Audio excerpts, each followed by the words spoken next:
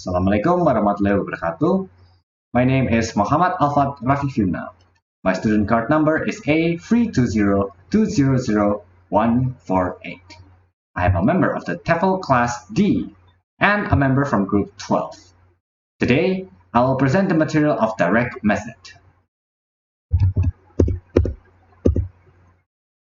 The birth of direct method was invented by two people. The formation of it was happened in 18th century by a Frenchman who goes by the name of Claude Marcel, whom referred to child language learning as a model for language teaching, with specific emphasis on the importance of meaning in learning. Now, he thought that reading skill should be taught before other skills, such as listening, speaking, and writing. The other founding father of this direct method is Francois Gouin, who is also a Frenchman in the late 18th century. He is one of the pioneers of this teaching methods. For him, language learning should be facilitated through using the target language to accomplish events consisting of a sequence related actions. He developed an approach to teaching a foreign language based on his close observation to children's use of language. Now, his method uses situations and messages as ways of organizing and presenting oral language. It includes sequence of sentences related to activities, and one of them came in the form of example. Here is one of the examples. For instance, I walk to the door. I walk. I draw near the door. I draw near.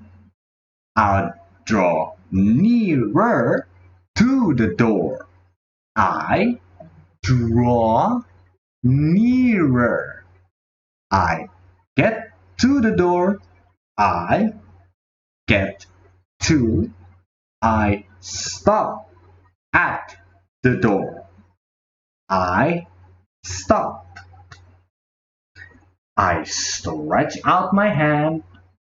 I stretch out. I took hold the handle. I took hold. I turn the handle. I turn. I pull the door. I pull. The door moves. Moves. The door turns on its hinges. Turns. I open the door wide. I open. I let go of the handle. I let go.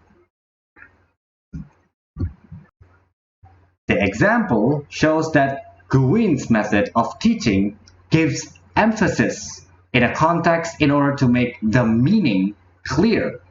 Aside from that, he uses gestures and actions to present the meaning of utterances and practice. This theory was one of theory that gave birth in the direct method, posited by Charles Berlitz. Let's get to the next material, which is underlying principles. Now, from the previously mentioned figures, these two are the ones that can be said to be the main pillars that defines direct method. The first amongst them was Lambert Savoir. In the 19th century, Lambert Savoir opened a large school in Boston, where he used his method that was known at the time as the natural method.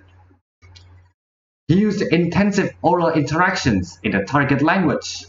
He then employed questions as a way of presenting and eliciting the target language. Now, Savoir argued that a foreign language could be taught without translation or the use of the learner's native language if the meaning was conveyed through demonstrations and actions. His teaching method had once become the most seriously considered new method in language teaching in the United States. Now, the other one was Maximilian de Berlitz. In the 19th century, Maximilian de Berlitz opened his language school in Rhode Island, to which he used the method known as direct method. Now, language learning for him is similar to first language learning, and there should be lots of oral interactions, spontaneous use of the language, no translation, and minimum analysis of grammar and syntactic structures. Most of Berlitz's school followed the same logic basic course of actions, which he himself never used the term direct method, but the Berlitz method.